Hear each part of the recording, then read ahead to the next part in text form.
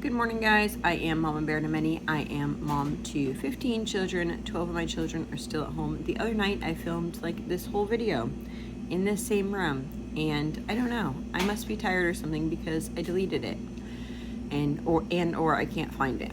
Anyway, I needed to make space on my phone, so I am in the NICU still with our 15th son. And it's kind of sad because I was like so excited the day that it happened, and I had shared the clip of it. So Azariah moved from a vent over to a CPAP the other day, which was so exciting but nerve-wracking at the same time. Like, they're taking the tube, which is like breathing life into your child, out and putting something else on. That's really nerve-wracking. And I also know that the potential of having to go back on the ventilator, or according to like statistics or whatever you might say, is kind of high because a lot of times they need to re-intubate people. Children, they just kind of have to take it out, see how they're doing, and go from there. So yes, we have been on CPAP, I think, for 3 days now. I was going to actually publish the video. I literally like edited the video and everything, and I went to like publish it, and I was like, okay, where's the video? So now I am redoing this for you guys and just letting you know like where we're at. It was an Azariah update, and yeah, so he went on CPAP the other day, and he was just CPAP, and then they ended up putting him on. He was really like, his chest was coming in a little too much. I'll share some clips at the end of this of like pictures of him like before and after or something like that. Maybe clips of video. I'm not quite sure what I have left.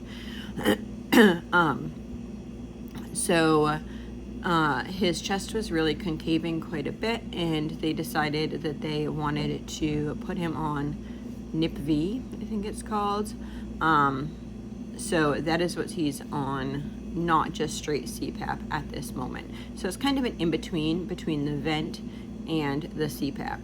And somebody had asked me, when I said that he was on CPAP, they had said, is he on NIPV? And I was like, I don't even know what that is. Somebody online. And then they kind of explained it a little bit, and I really don't completely understand it. I know that they can set more settings for it versus not setting settings on CPAP. I think it does give more assistance than just a CPAP, but we're at a lower level currently of a ventilator. But we also know that it could be a potential that he needs to go back on the ventilator at some point. So we're seeing, basically the reason for doing this is, remember, he has the eventration. So it's like your diaphragm's like this, and the lungs kind of are above the diaphragm, and he has a diaphragmatic eventration. I'm gonna see if I can set you guys down. That might work. So he has a diaphragmatic eventration. So that means that his diaphragm is kind of up, especially on one side versus the other. So they're not quite sure how long it's going to take, and if he would need surgery to tighten that and make it straight. So doing the CPAP is kind of like an experiment for him to see what happens with this diaphragmatic eventration if he's not on full ventilation. So basically that's where we're at seeing what he can do. He's such a fighter. He's so sweet. They go to do it, and I was like so nervous that he was going to have such a struggle. And he didn't. He had his little arms up. He said, "Get this thing off my face." Because honestly, it looks actually more invasive than the actual like tube hanging out of his mouth, because it's like this, and then it comes up over. I'll share some pictures. And so they also change out the nose piece, and they do that, and then they switch it over to nasal cannulas. So it's like two things, but it's still on the CPAP. So they do back and forth just for skin breakdown. The respiratory therapist last night, she was a sweetie, and she actually made like this padding thing to go around his nose, which was really cool.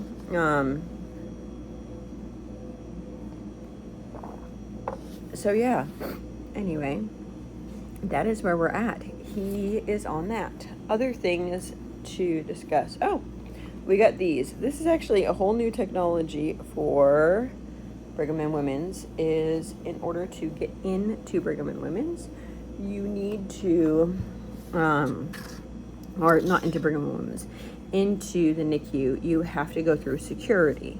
So sometimes the lines for security are really long. So people who are going to be here for a long time, they are giving them cards that have like their name and picture on it, and you can like scan it so that will just pop up on the screen, and we don't have to wait in the line. Kind of like a fast pass for the NICU. So we have our fast passes for the NICU. We were the experiments. They're like, do you want to experiment this? So we're like, yeah, sure. It actually works out pretty good. So, yeah, so that's just a side note of whatever. So physically for him, let's see. We have the CPAP, NIPV, whatever it's called. He's on that. Still keeping an eye. I know lots of you said, oh, he has jaundice. It's actually, yes, his liver enzymes are up, but it's not direct billy, it's indirect billy. I mean, no, it's not indirect billy, it's direct billy. So they say that you can't help that with lights. They're thinking, like, as we increase his feeds, up until this point, he has not been able to really tolerate any of my milk. As soon as they would give him, like, just little bits of milk, he would vomit it right back up. But he also had not pooped out all his meconium yet. So, good news in that arena is he has pooped out most of his meconium. His poop is changing from over to green. Now, remember, he is almost a month old.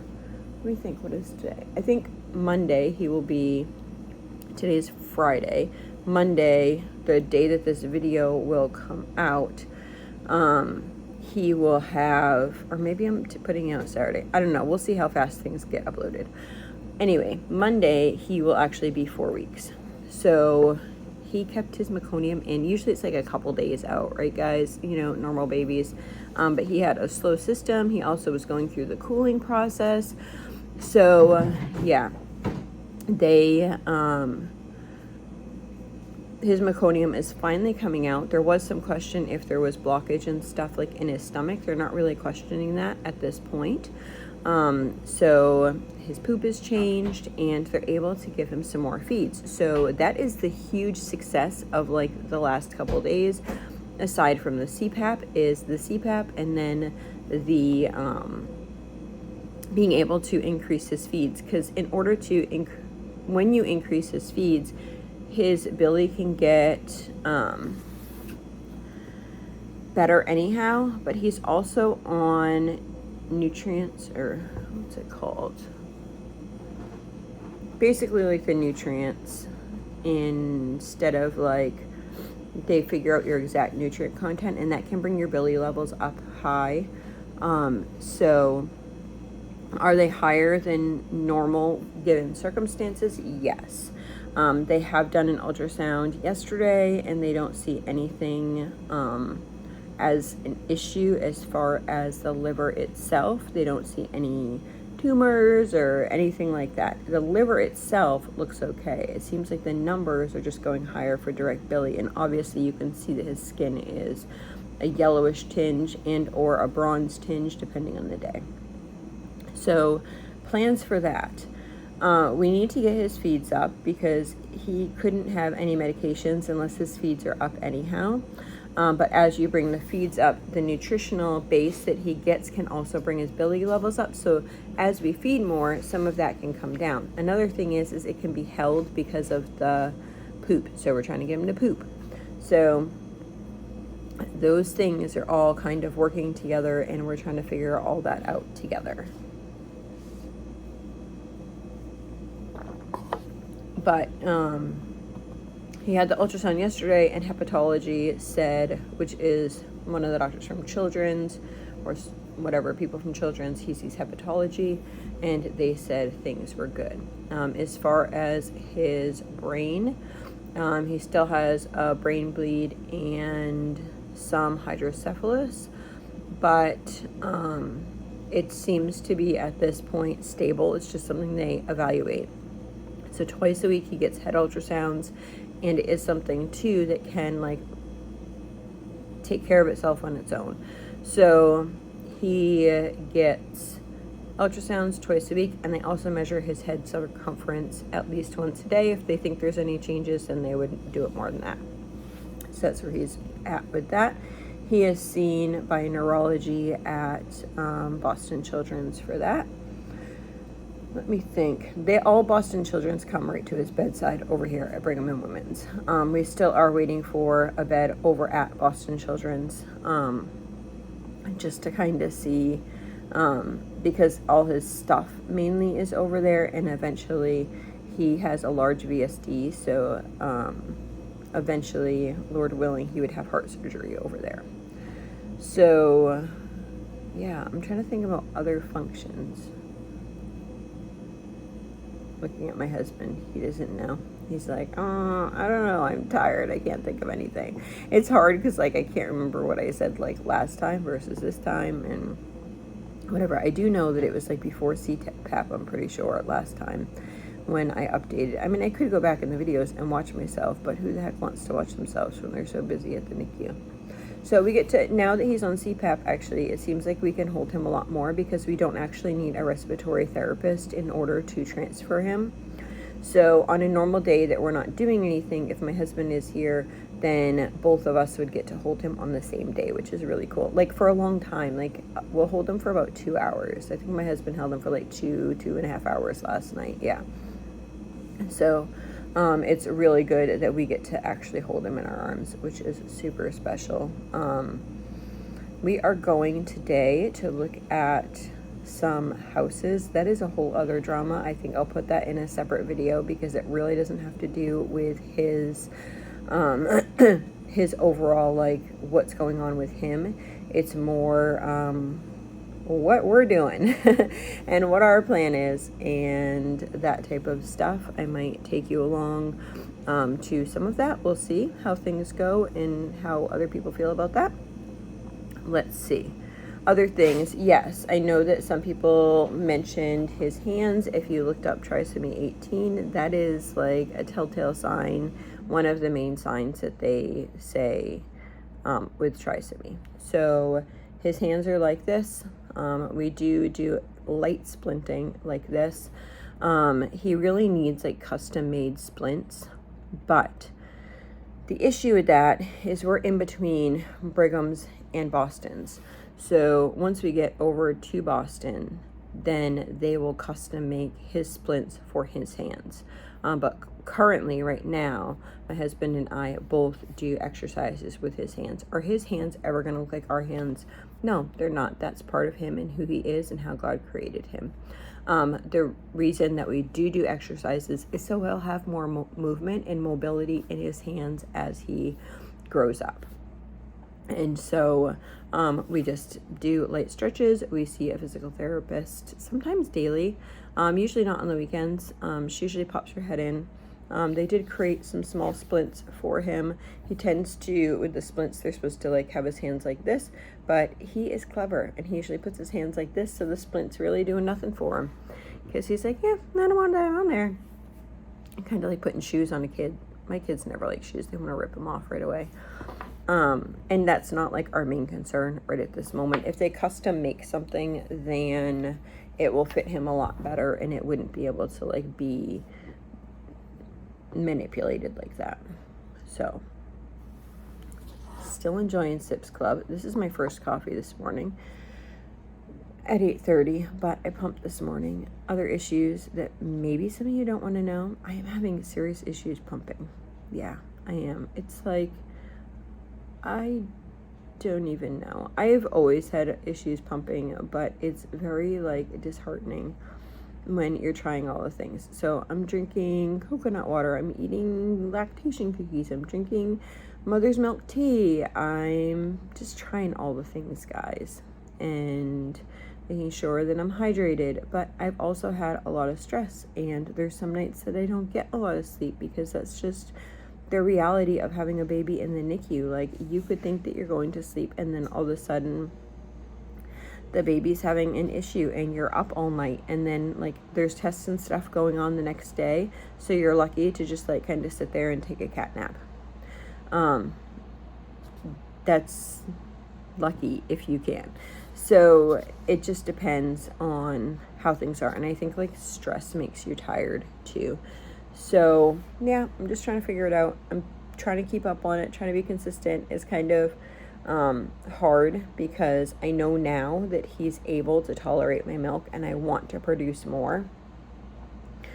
So yeah, so I want to, but yet at the same time I'm not.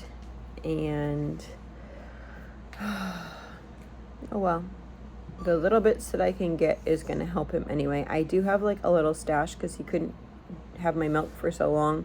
I do have a little stash, and we'll just cross that bridge when we come to it, I guess. Other things, can you think of anything? So I think that is about it. I think the plan is for the next couple days. We're hoping pretty soon. It's been like over a week since we did Boston Children's like application type thing, and so they said it can take, between the insurance and everything, it can take like it's like an average of like 2-ish weeks. So we're kind of hoping that maybe at some point next week then he would get a transfer over to Children's, which would be so exciting because so many of his people are over there. And so he still just has the one line. Actually, the line that was in his foot had to come out the other day because it just was not flushing properly. So they had to take that out. So basically they have the one line and they have to rotate everything through the one line. So they have tried to get a PICC line lots of times and have been unable to do that. So if he were needing to have the line, then they would need to reroute a central line, which would need to happen in the operating room at Boston Children's. We don't want to do that at this moment, especially because he would have to go from Brigham's over to Boston Children's and then back to Brigham's, which is okay, but that's also a lot for a little baby. So the day that we did the MRI, just like it literally was up the hall, was a lot of stress for him. So we're trying not to put that stress on him and just dealing with what we have like at this moment right now with the stuff that we have. Anyway, I think that is about all. I'm trying to think too of like questions that you guys have asked. It's not like I have a piece of paper and write down everything. I'm just trying to think of things that maybe you guys have asked. I think the liver, the hands were asked. Yeah, heart. I mean, pretty much it's heart and lungs that are key, and then in liver. So, and they keep ultrasounding where the line is, where the clot is. They keep ultrasounding that to make sure that like there's nothing going on with the clot, and right now it's pretty stable, so they do that twice a week as well. Yeah, so I hope you all have a blessed and wonderful day. I am going to see what the plan is for the day because they will be doing rounds pretty soon. Have a great one. So the following four pictures are actually like the process of taking. So at first you'll see like the tube in his mouth, that is his ventilation, and then they take it completely off and he is breathing room air for a few minutes, and then they put the CPAP on top and he's kind of like, I don't know if I like this or not, and then they like attach it to his head. So yeah, if you see any pictures with him have the strap under his chin versus not strap under the chin, it just depends on how much air is actually going through his nose and coming out his mouth, because he likes to like and blow bubbles and everything like out of his mouth. So if it's becoming an issue where he's not getting the pressure into his lungs, then they put like a little chin strap so he shuts his mouth. So that is the pictures that you are about to see.